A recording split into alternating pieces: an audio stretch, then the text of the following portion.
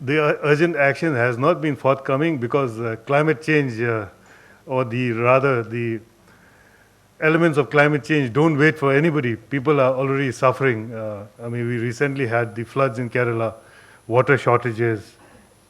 So it is, in fact, an issue that is really overarching on, I believe, all these goals, and it needs, in fact, more than just as a goal by a few countries or a country.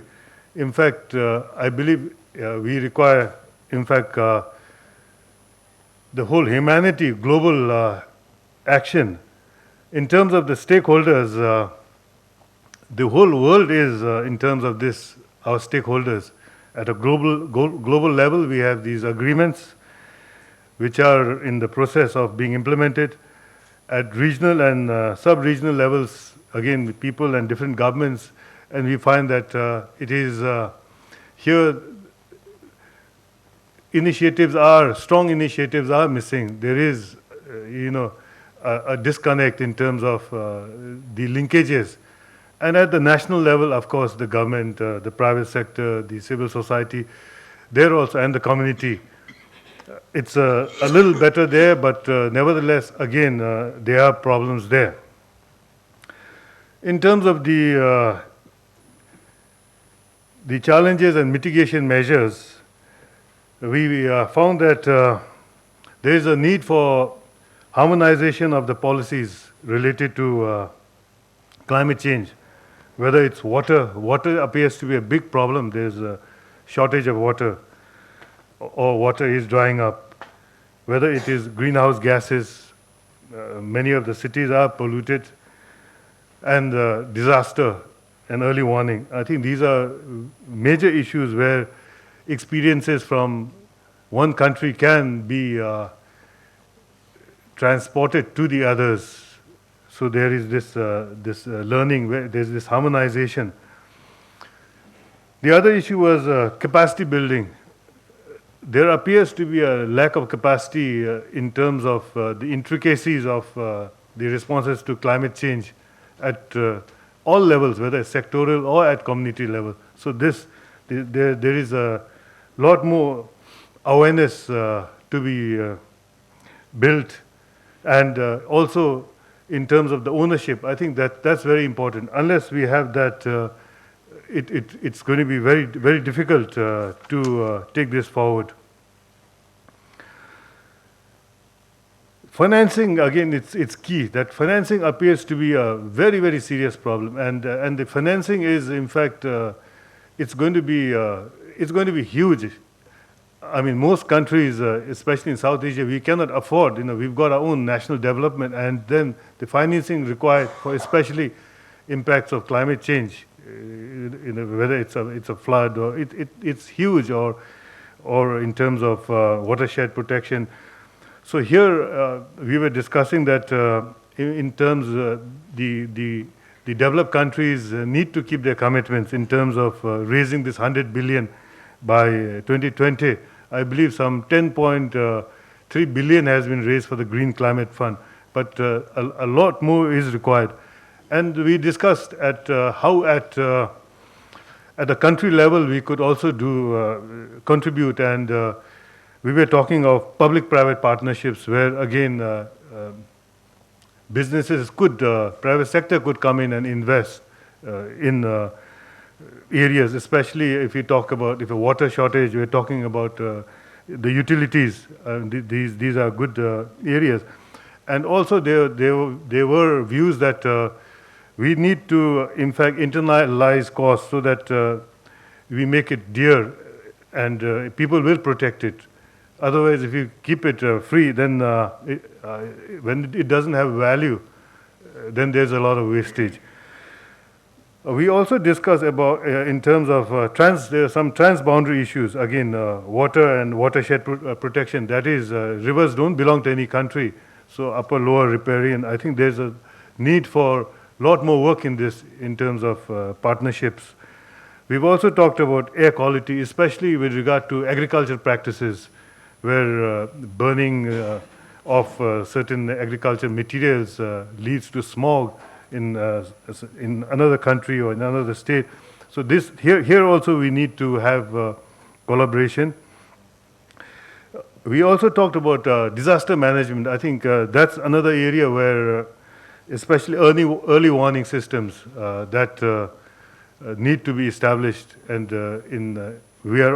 I think we are learning fast, but yet much more needs to be done. Overall, we've felt that there was a need, in fact, this whole thing about the policy, there's need to formulate a lot more policies, especially at the regional levels. And we need, in fact, to integrate this into the overall process. And I think political will, I think, is needed, especially in this area where it is not just one country. I mean, I know that we have a number of regional groupings, and we have some discussions going on, but I think it's not really taking off. I think a lot needs to be done, especially we are talking about to take urgent action. With that, let me conclude and let me thank members of my group, and let me wish everybody very fruitful deliberations. Thank you. Thank you for an excellent presentation on this theme on climate action. May I now request Dr. Poshraj Pandey, Chairperson, Sauti, Nepal, Kathmandu. Dr. Poshraj Pandey, please come over. You will be giving the overview of the discussion around SDG 16. 5 minutes, right?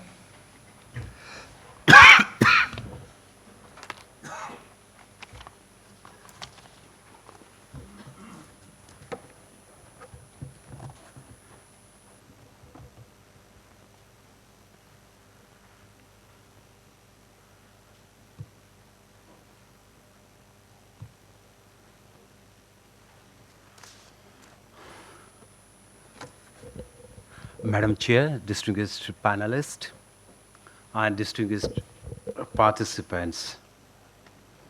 Well, it's my privilege to report, on behalf of the working group. And in my working group, we have two panelists, Dr. Jyotsna Mohan and Dr. Nupur Sinha. Basically, we discussed three components of SDG 16, that is, namely, promote peaceful and inclusive society, provide access to justice, and build effective, accountable, and inclusive institutions.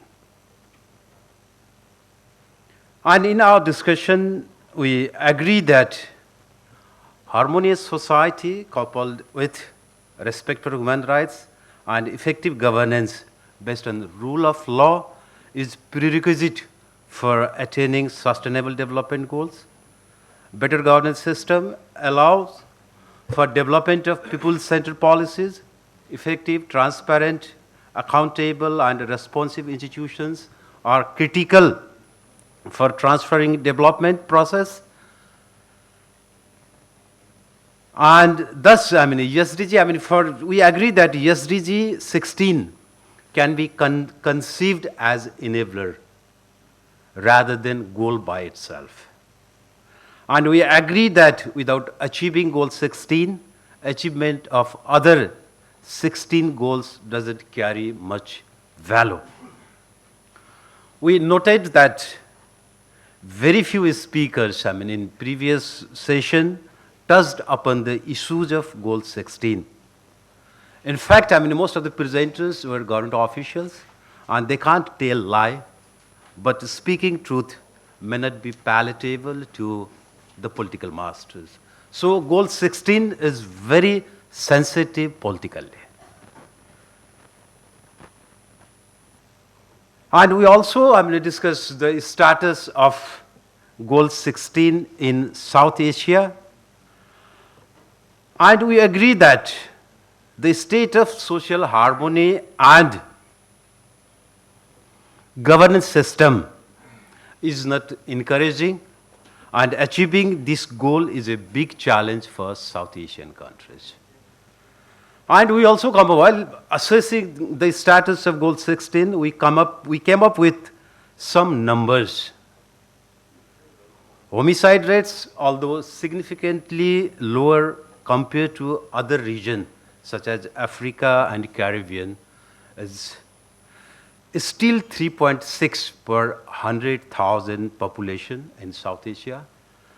Battle-related deaths have doubled from 10,242 in 2014 to 20,321 in 2017. Total 281,243 people crossed border in 2017 to seek refuge from conflict and fragility.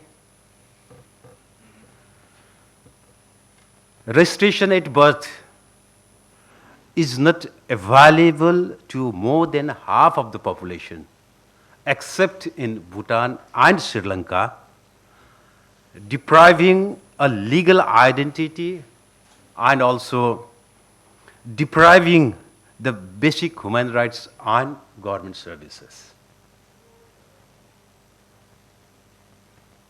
Incidence of bribery is quite high, and it has made public to access public, both common citizen and business people, to access government services.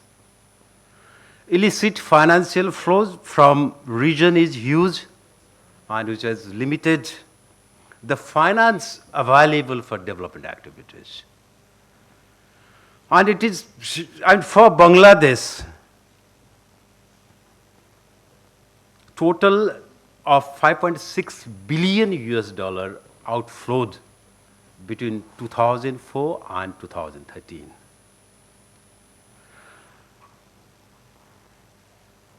Domestic and cross-border human trafficking is high, and in India, total of 8,132 was reported in 2016.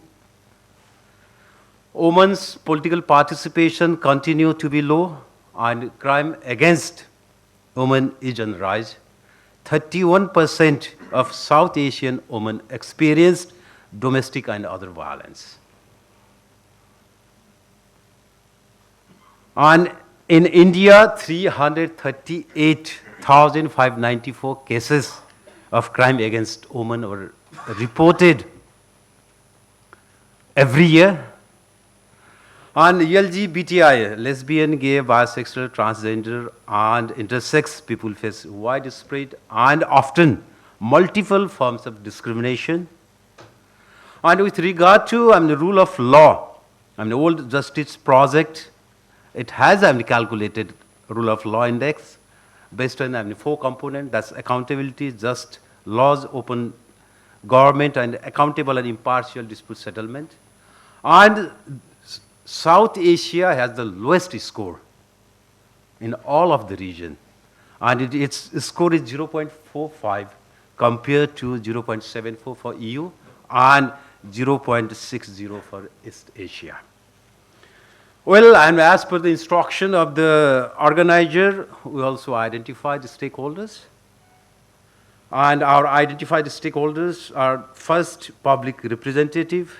That means elected local body officials, parliamentarians, and at federation level, and also province level, and civil society organization, including representative of minority group, LGBT, Dalit, untouchable, Harijan, person differently able, women and children, and private sector, representative private sector, and government, both bureaucracy and executive, judiciary, development partners, knowledge community, and also media.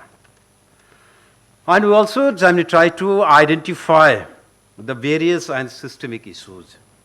And the number one is lack of capacity and robust method to measure effectiveness, accountability, inclusion, and responsiveness of the institution.